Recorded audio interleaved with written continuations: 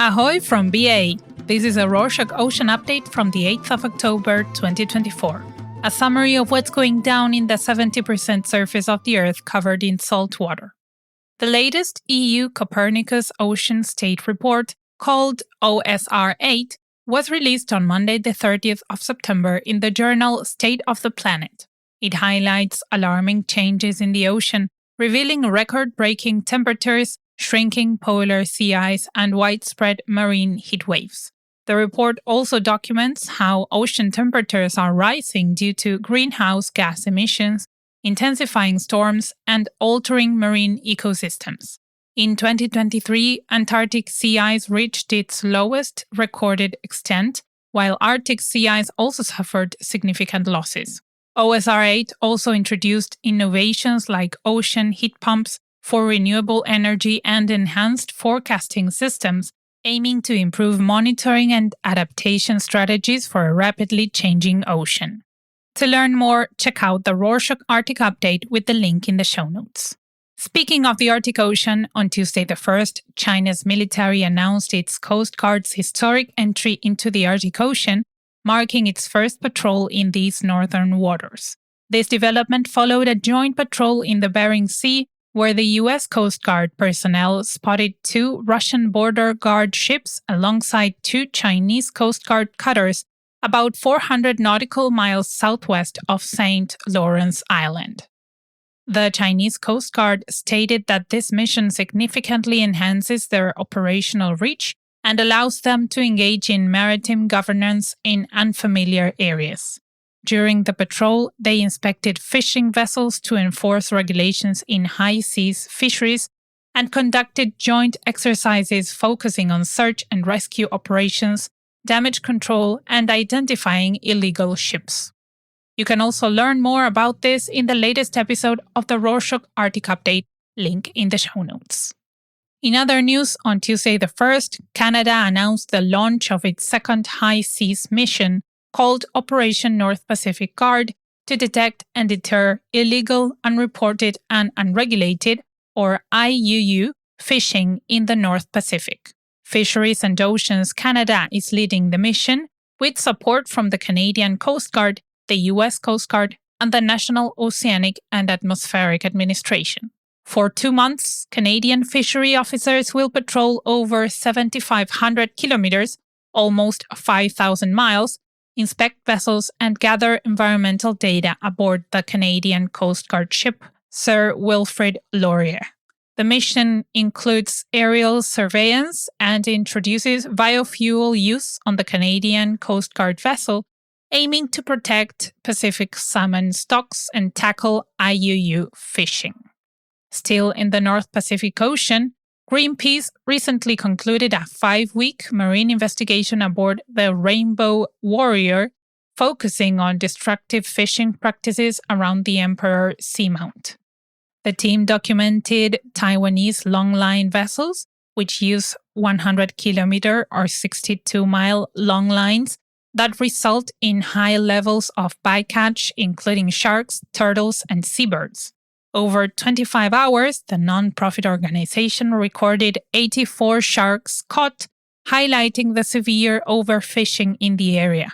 Greenpeace also exposed harsh labor conditions aboard these vessels, offering Wi-Fi to isolated fishers who had been at sea for months. Let's sail to the Atlantic Ocean. Brazil is experiencing significant coastal erosion as the Atlantic encroaches on its shores due to climate change. In Atafona, rising waves have swallowed more than 500 houses in recent years. Over the past 3 decades, sea levels have risen by 13 centimeters or 5 inches in the region, and predictions indicate an additional 16 centimeters or 6 inches rise by 2050. Some areas could see the ocean advance up to 150 meters, almost 500 feet, inland in the coming years. Local governments in Atafona and other areas like Ponta Negra are attempting costly sand replacement projects to combat erosion. Meanwhile, saltwater intrusion threatens biodiversity in the Amazon River, impacting local fishing communities as the river loses strength during severe droughts. More about the Atlantic as on Thursday the 3rd, researchers at Heriot-Watt University published in the journal Communications, Earth and Environment new images of the Nadir crater, an impact site 9 kilometers or 5.5 mile wide, located 300 meters or 1,000 feet beneath the Atlantic Ocean. This crater dates back about 66 million years ago when an asteroid collided with Earth, similar in age to the crater linked to the extinction of the dinosaurs. The asteroid likely measured 500 meters or 1,600 feet wide and struck Earth at speeds of approximately 20 kilometers or 12 miles per second. Dr. Wistian Nicholson, author of the study, said that the data allows researchers to visualize the impact and its aftermath in unprecedented detail. On another note, a recent study published on Wednesday the 2nd on Communications, Earth and Environment looked at errors in Antarctic sea ice surface temperature across 6 popular climate models, comparing them to satellite data. Researchers found that most models had a strong warm bias, mainly due to wrong cloud properties and incorrect sea ice representation. Overestimating cloud cover caused significant temperature errors. The study also highlights the lack of snow layers in all models, which contributes to temperature bias. Moving on to the Indian Ocean, in the morning of Sunday the 6th, a Ukunda-Nairobi bus plunged into the Indian Ocean after its brakes failed on the Likoni ferry ramp. The Kenya Red Cross rescued 9 people, but the total number of passengers is still unclear. Eyewitnesses shared images on social media of the partially submerged bus. This incident followed another accident where a truck rolled into the ocean the previous day, causing traffic disruptions.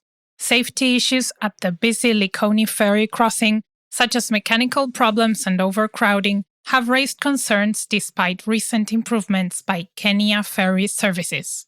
In the Suez Canal, according to data provided by the London Stock Exchange Group, on Monday the 30th of September, the US-sanctioned tanker Pioneer, linked to Russian liquefied natural gas, or LNG, navigated through the Suez Canal carrying an LNG shipment. The exact source of the gas and the tanker's destination remain unclear. As we talked about in previous shows, due to threats from Iran-aligned Houthis in the Red Sea, many shipping companies have been avoiding the Suez Canal, a crucial trade route. This shift has forced companies to take longer, costlier routes. The US-sanctioned Pioneer and other entities connected to Russia as part of ongoing penalties for Russia's invasion of Ukraine. The tanker had previously engaged in a ship-to-ship LNG transfer from the Arctic in late August. From one canal to another, on Wednesday the 2nd, the Panama Maritime Authority announced it would revoke the registration of any vessel involved in illegal activities or attempting to evade sanctions by changing its flag. This decision comes after an investigation into the addition of 7 Panamanian-flagged vessels to the U.S. Office of Foreign Assets Control list. Panama is taking steps to prevent such incidents, including moving the monitoring and control section to the Maritime Ship Protection Department and launching a pre-check process for flagging ships. These efforts aim to prevent vessels from switching registries to bypass sanctions. The General Directorate of Merchant Marine is also exploring faster ways from the merchant marine laws to remove ships linked to activities that go against Panama's or the international shipping industry. And for our last story, some news on deep-sea mining. India's National Institute of Ocean Technology, also known as NIOT, recently conducted deep-sea mining trials in the Andaman Sea using the Varaha-3 machine.